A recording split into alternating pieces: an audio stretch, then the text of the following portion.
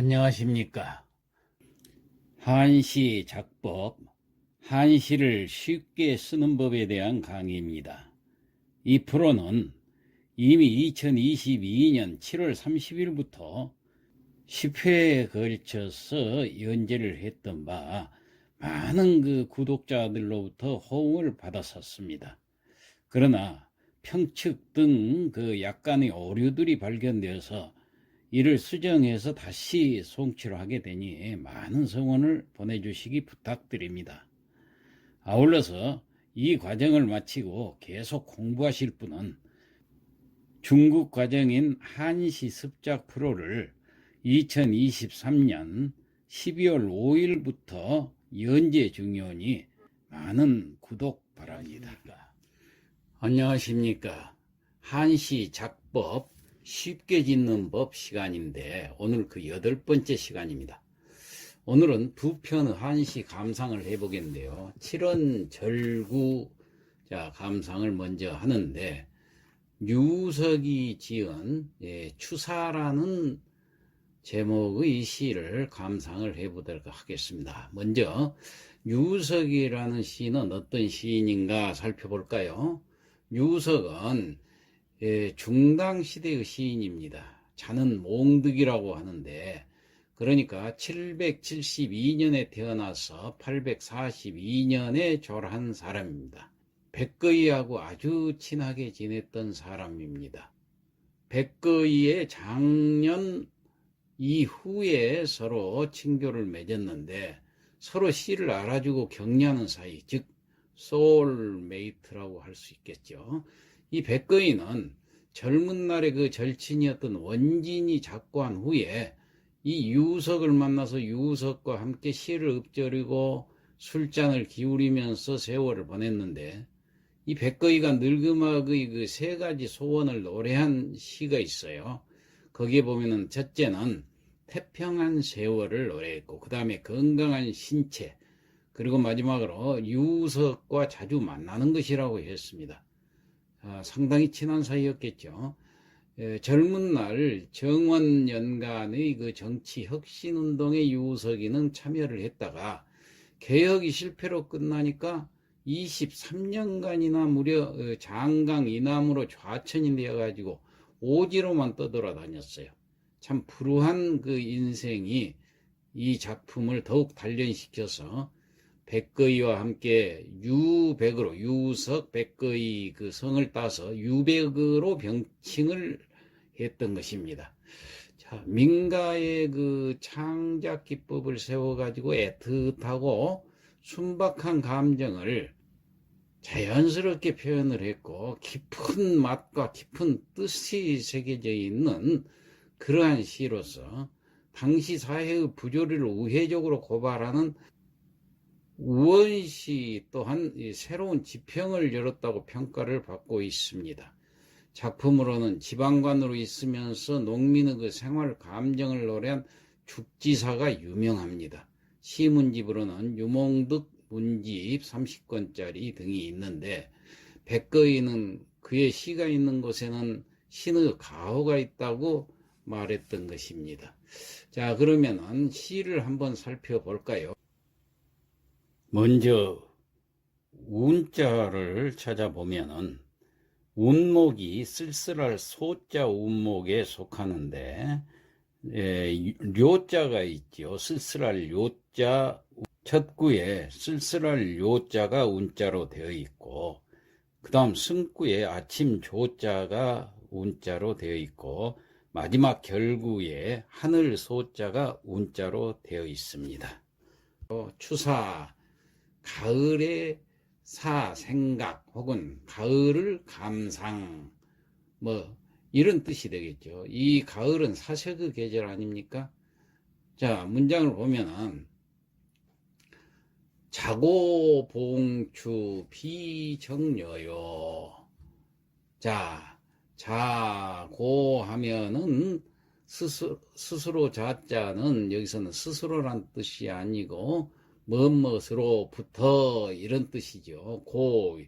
옛 고자니까 옛날로부터 봉추 맞이할 봉자 가을 주자 가을을 맞이해서는 비정료라 비슬프다고 혹은 쓸쓸하다고 슬플 비자를 썼는데 정료다는 것은 고적할 적자를 썼지요. 그래서 쓸쓸한 모양 혹은 슬프고도 쓸쓸하다 이런 뜻으로 해석을 하겠습니다. 그래서 자고로 그러니까 옛날부터 가을이 되면은 쓸쓸하고 하다고 하지만 이런 식이에요. 그러니까 사람들이 통상 그렇게 생각을 해도 나는 그렇지 않다는 어떤 그런 뜻을 담기고 있죠.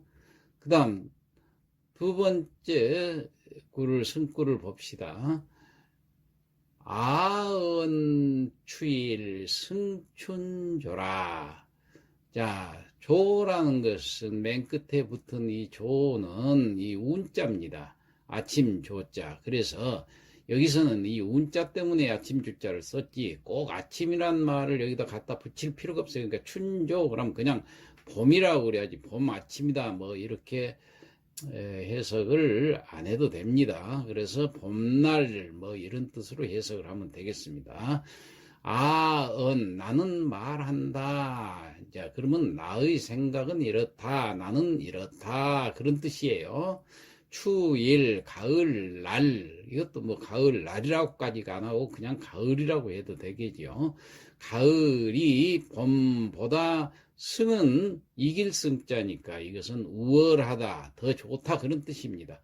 그래서 나는 가을이 봄보다 더 좋다. 다시 말해서 나는 가을날이 봄날 아침보다 더 좋다.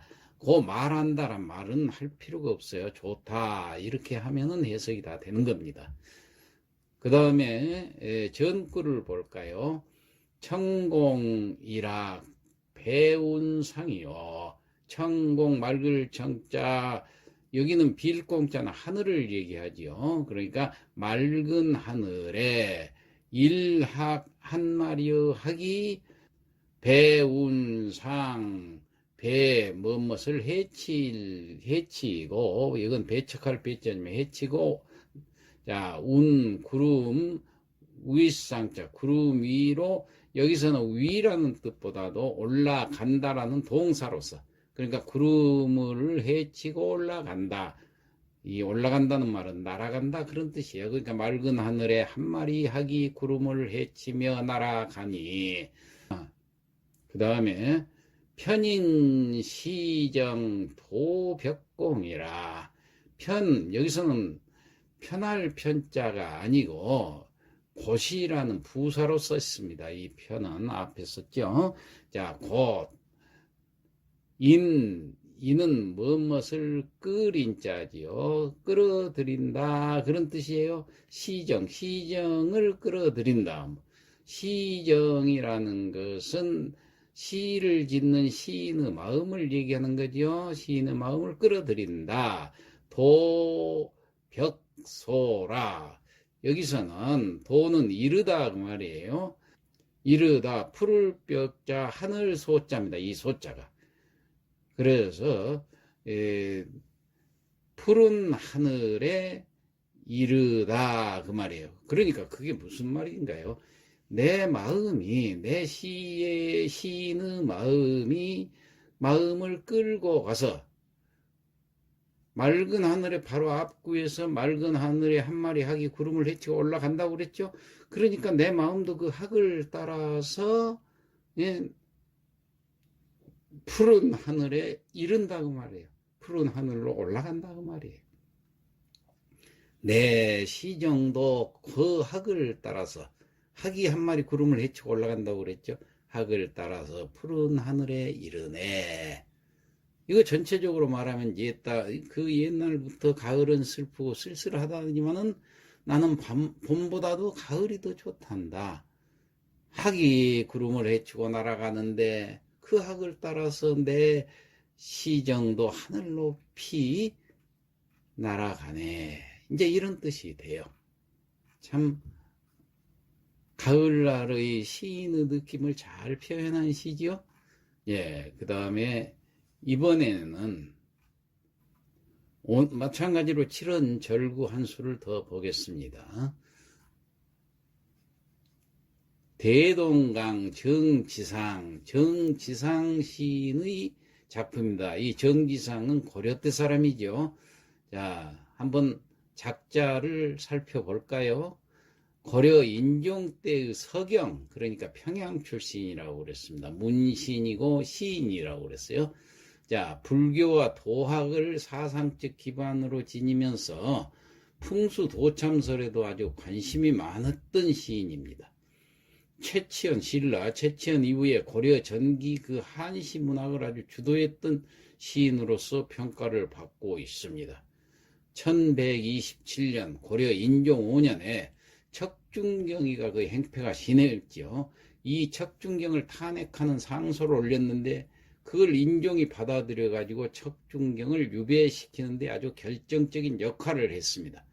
이로부터 이제 정계에서 두각을 나타내게 되고 또 인종의 총애를 받게 되었죠. 이 척중경을 유배시킨 그날로 왕명에 의해서 기린각에서 서경을 강론할 정도였습니다.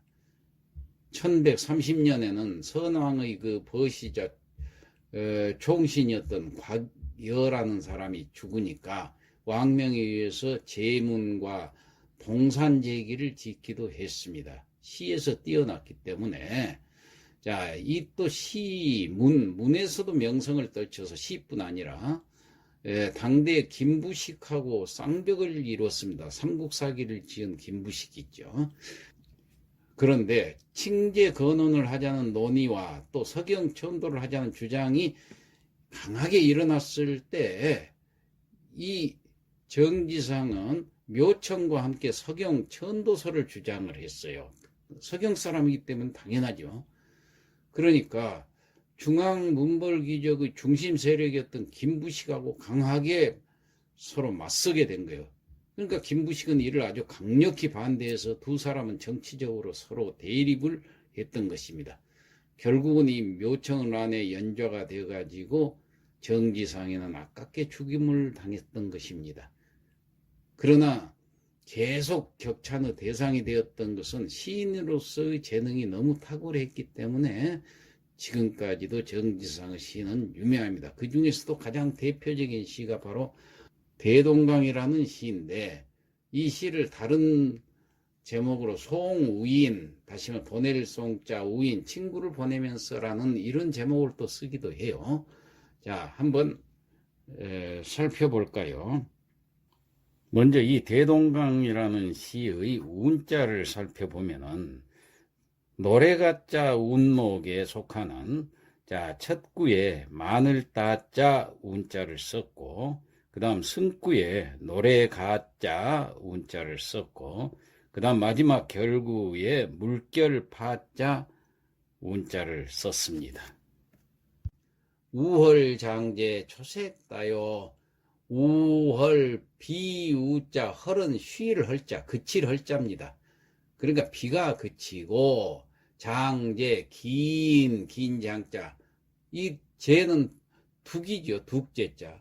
그러니까 긴 뚝에 초색다라 풀초자 비색자 풀빛이란 말이에요. 다 풀빛이 많다는 얘기는 뭐예요? 풀빛은 파랗죠.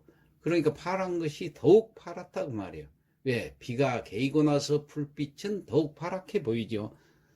예, 그 다음에 송군남포 동비가라 송군 보낼 송자 여기 임금군자는 꼭 임금이란 뜻이 아니에요. 자, 그대라는 뜻인데 여기서는 그대라고도 하지만은 군은 사랑하는 사람 혹은 임을 말할 때 많이 씁니다. 그러니까 송군 임을 보낼 때 혹은 그대를 보낸 때 자, 남포 어디에서? 남포는 평양 대동강가에 있는 포구를 가리킵니다. 남포에서 그대를 보내자니 그 다음에 동비가라 일어날 동자 움직일 동자니까 움직일 동자 비가 슬픈 노래가 자, 슬픈 노래를 부른다고 한 게 아니라 일어날 동자라는 것은 슬픈 노래가 나오려고 울먹울먹하다 이런 뜻이 될 거예요. 그래서 고우님을 보내자니 슬픈 노래가 울먹이네. 예. 혹은 뭐 그대 보내는 남포에는 슬픈 노래가 울먹이네. 뭐 이런 식으로 해석을 하면 되겠죠. 그 다음 전구를 볼까요? 대동강수 하시진이요. 대동강물은 언제 어느 때 어느 하자니까 대동강물은 어느 때 어느 하시에 지는 자, 다할진이니까 없어진다는 얘기예요. 다 말라버린다는 얘기예요.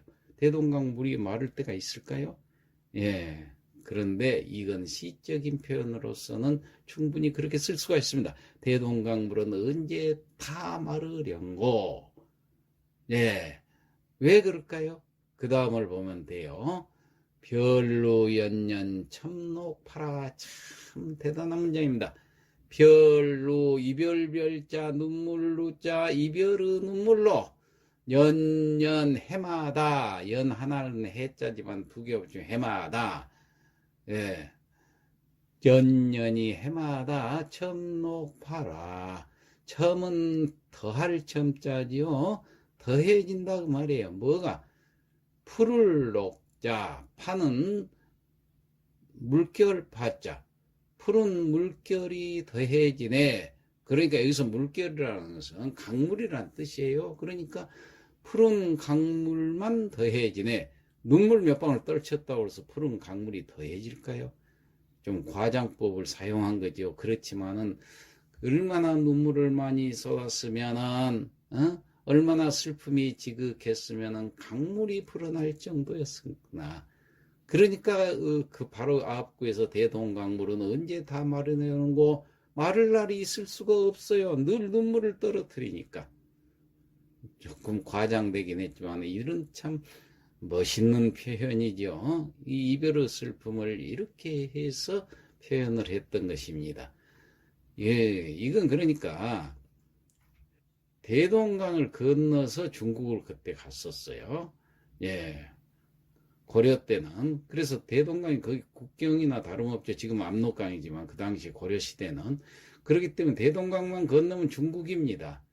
그래서 이 작품은 친구가 그 사신으로 중국으로 이제 가는데 정지상이 대동강 그 남포항까지 배홍을 나갔다가 그 이별의 슬픔을 노래한 시예요.